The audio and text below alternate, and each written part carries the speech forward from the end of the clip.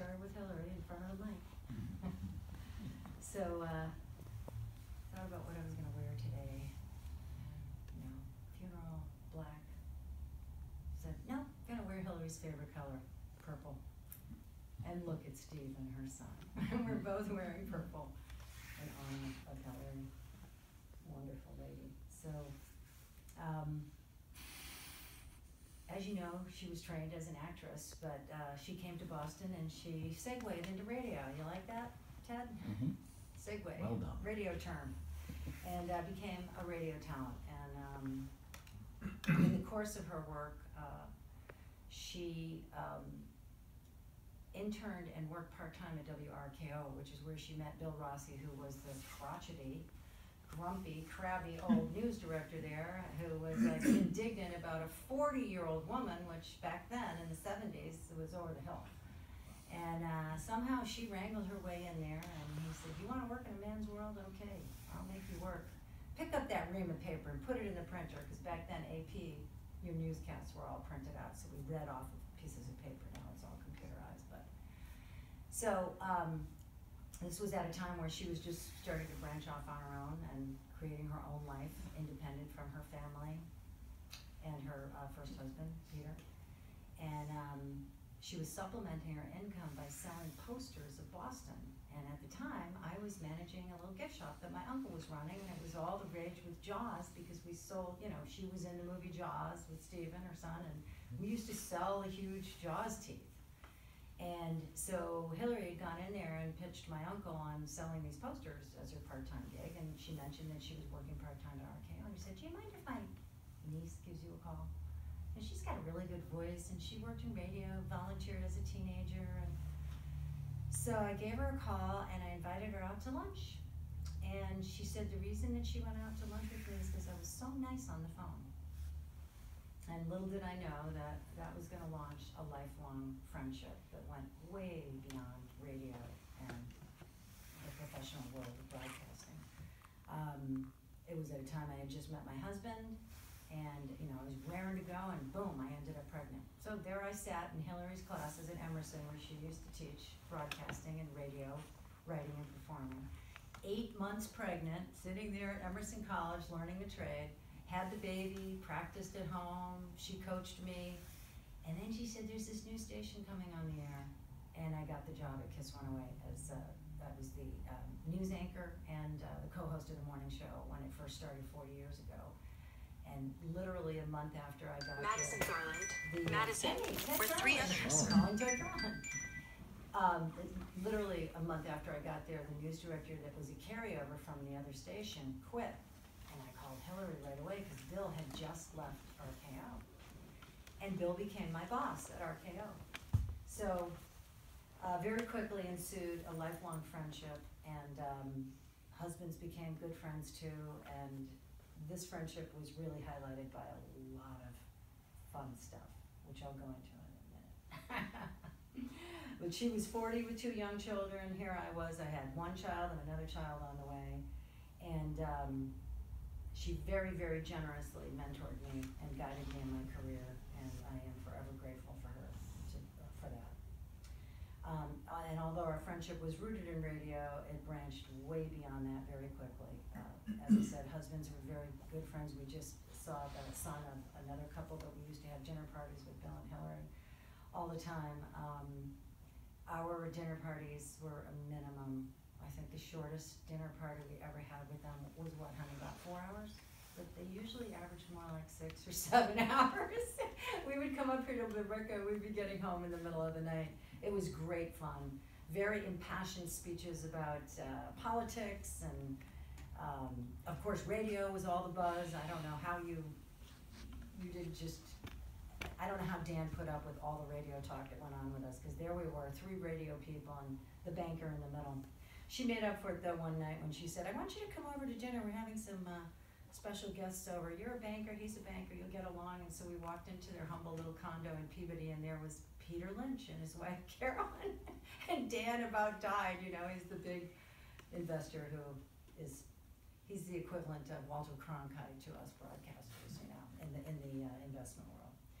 In any event, conversations which included a lot of alcohol, lots of cigarettes, and an occasional cigar, which we enjoyed thoroughly, invariably centered around politics and patriotism. Those were two of Hillary's very, very favorite themes. She was not only an educator at heart and was constantly teaching in everything that she did, but she also was an extremely proud patriot. You may have seen in her obit that she toured with the USO and with the Army too, and supported our troops in that way. And I just learned from Denise Stevens, the partner tonight, that she also performed theater in Europe, which I didn't know about. I'd like to learn more about it. It's just amazing how much she did in her life. And she absolutely lived it to the fullest, and she taught me a lot. She taught me a lot. One of the biggest things that she taught me when I would confide in her with the challenges of my life, being the mother of 4 children, working in broadcasting, having a less than perfect marriage, although my husband is absolutely perfect, but marriages aren't always so great, is whenever I would hit a bump in the road she said, whenever I get depressed and I'm not sure what to do, I seek knowledge. And that was one of the best bits of advice she ever gave me, because I've passed that on to my own children. It's been very beneficial to all of us, but Hillary was there when I was pregnant. Hillary was there when my babies were babies. She was there when they graduated high school. She was there when they graduated college. She was at their weddings. But wait, there's more.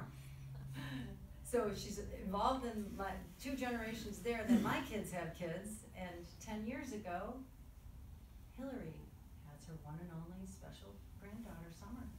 And I have a granddaughter the same age, and so we got to get the girls together and do fun things like swim and make Easter cookies, and we got to be grandmas together. It was a lot of fun. So Hillary was a part of 3 generations, and I'm really, really grateful for it.